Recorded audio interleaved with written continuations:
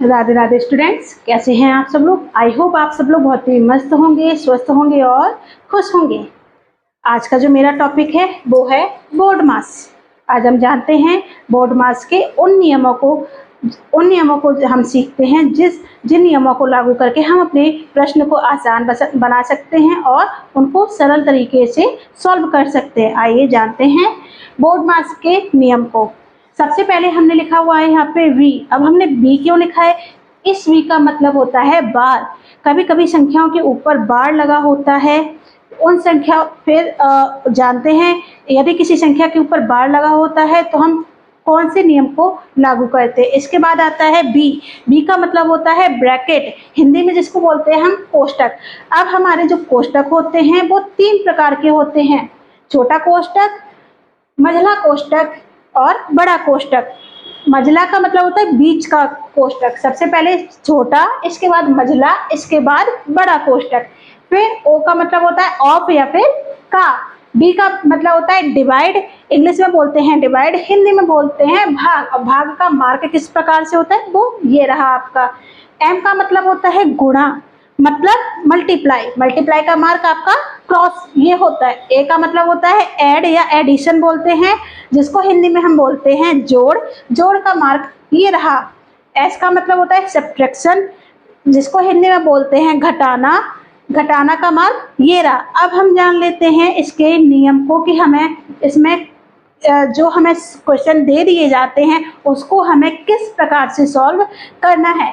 यदि हमें कोई सवाल दे दिया गया है और उस सवाल में यदि बार का मार्क लगा है तो सबसे पहले जिस डिजिट के ऊपर बार का मार्क लगा है सबसे पहले हम उस संख्या को सॉल्व करेंगे। क्लियर? उसके बाद आते हैं कोष्टक के बारे में। कोष्टक सबसे पहले हम कौन सा सॉल्व करेंगे? सबसे पहले हम छोटे कोष्टक के अंदर लिखी हुई संख्याओं को सॉल्व करेंगे। इसके बाद फिर मझले कोष्टक के अंदर की संख्याओं को सॉल्व करेंगे। फिर सबसे लास्ट में हम बड़े कोष्टक को सॉल्व करेंगे। क्लियर? डी का मतलब होता है डिवाइड।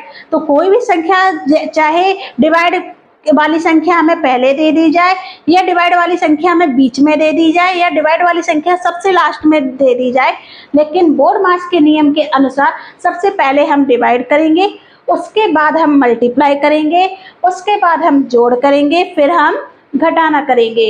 यदि हम इन नियमों का पालन करके अपने सवाल को सॉल्व करेंगे तो हमारा आंसर कतई गलत नहीं आएगा। सबसे पहले आप इन नियमों को जानिए, इनको समझने की कोशिश कीजिए कि हमें किस प्रकार से अपने बोर्ड मास के नियमों को बोर्ड मास के नियम के अनुसार हम अपने सब क्वेश्चन को किस प्रकार से आसान बना सकते हैं। ध्यान देना है, यदि किसी संख्या के ऊपर बार का मार्क बना हुआ है तो सबसे पहले आपको उसको सॉल्व करना है। इसके बाद छोटे कोष्टक के अंदर कोई संख्या लिखी है उसको सॉल्व करना है। फिर मझले कोष्टक के अंदर जो संख्या लिखी हुई है उसको सॉल्व करना है। देन उसके बाद आपको बड़े कोष्टक में जो संख्या लिखी हुई है उसको सॉल्व करना है। आप ये मत करना कि सबसे पहले आपने बड़ा कोष्टक इस्तेमाल किया, फिर आपने मझला कोष्टक इस्तेमाल किया, उसके बाद छोटा कोष्टक, तो आपका सवाल गलत हो जाएगा। उसके बाद आपको सबसे पहले डिवाइड करना है। अब बार की जगह कोई भी संख्या लिखी है उस जगह पे चाहे डिवाइड हो चाहे ऐड हो या कोई भी हो, आपको ये ध्यान देना है कि बोर्ड मास के नियम के अनुसार सबसे पहले आपको डिवाइड करना है। क्लियर? फिर मल्टीप्लाई करना है, फिर ऐड करना है, फिर सबसे लास्ट में सब्ट्रैक्ट करना है।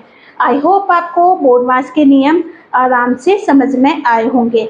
यदि आपको ये नियम समझ में आया है तो कृपया लाइक करना मत भूलिएगा। मेरे चैनल में यदि आप नए हैं तो सब्सक्राइब करना मत भूलिएगा और ज़्यादा से ज़्यादा उन बच्चों तक शेयर कीजिए जो अपने मैथ के बेसिक को मजबूत करना चाहते हैं, उसको स्ट्रॉन्ग बनाना चाहते हैं। और कल की क्लास में आपके इससे रिलेटेड क्वेश्चंस आएंगे जिनको मैं आपको आसान तरीके से सरल भाषा में सॉल्व करके बताऊंगी कि बोर्ड मास के नियम के अनुसार आप अपने क्वेश्चन को आसान कैसे बना सकते हैं, उसको सॉल्व कैसे कर सकते हैं। राधे राधे, धन्यवाद।